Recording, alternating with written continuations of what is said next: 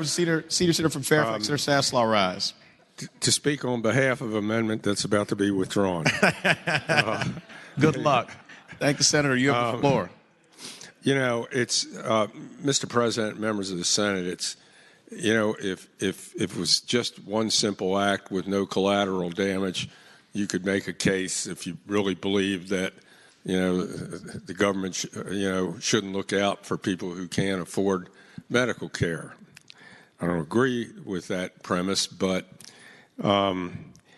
the collateral damage is pretty substantial. I didn't think I'd ever see the day where the House of Delegates had more money for K through 12 and higher ed than the Senate.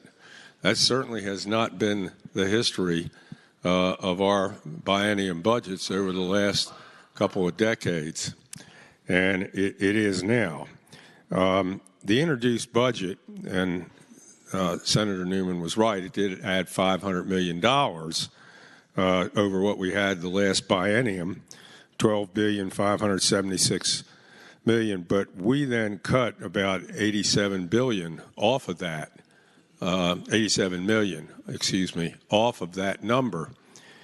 And the House increased it by almost a like amount. They wound up at $12,660,000,000, and we wound up with $12,576.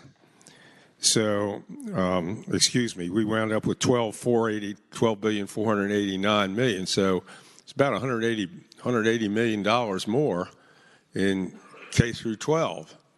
And like I said, this is something that I haven't seen in a long, long time.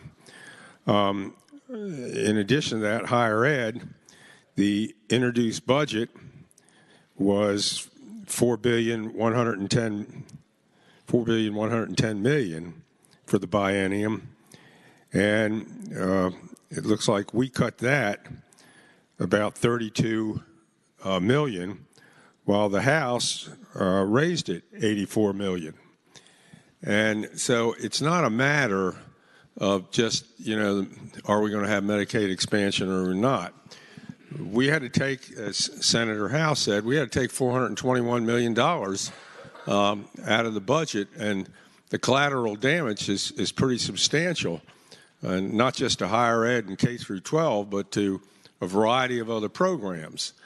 We're not like the federal government. We don't have a printing press, to crank out the money, even if it's not backed by anything.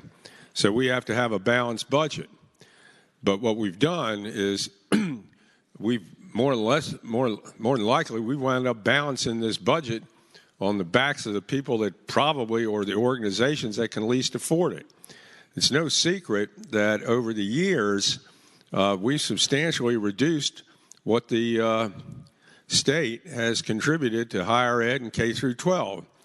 And we had a lot of bills in education and health to freeze tuition or make it extremely difficult for us, for colleges to raise tuition. Well, when you're doing things like this on top of what's been a previous trend, that's why you have these increases. And their choices, is, in a situation like that, is to increase the tuition or take more out-of-state students. I mean, they don't have any other choice.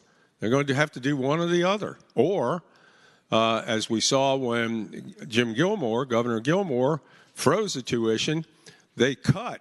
What they wound up doing was they wound up cutting, laying off professors. And, I had a constituent call me one time and said, a kid's got to go an extra semester. Where's my savings? Well, there isn't any. There's no free lunches in society. And so what we've got here, and look at K through 12. When I got here, K through 12 was slightly more than 50% of the general fund. Now it's under 30. It's under 30.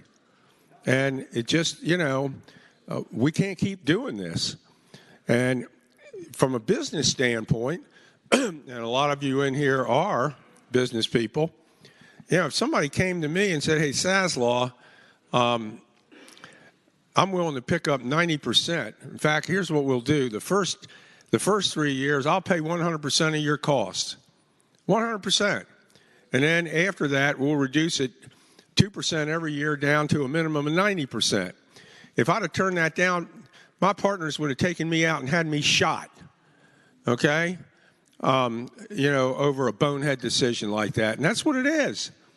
And, all the other states that have enacted Medicaid expansion have put a provision in there, as the senator from Northern Fairfax said, that if the federal government terminates the program, we terminate our end of it as well. So it's not like we're going to get stuck. On top of that, there's a method. I mean, whether you like or you don't like the provider tax, there's a method by which we wouldn't wind up paying anything, period. You'd have a provider tax ultimately paying 10%, and federal government pay 90%. So essentially, all we'd be doing is we'd be the pass-through people, and that would be it. And, when you think about it, you're paying for this, and your constituents are paying anyways. Because when these people show up at the emergency room, guess what? Next year, when the insurance companies' rates go up, part of that going up is the fact that these people are showing up in massive numbers in the emergency room. So, sooner or later, we're going to have to come to grips, if not from a humanitarian standpoint, from a business standpoint, that we just can't continue to do this. So it looks like at this point we're not going to, be able to get it done. But it's something certainly to think about. It wasn't just Medicaid expansion that didn't occur. There was collateral damage to this. Thank you, Mr. President, and thank you all for putting up with me. Thank you, Senator.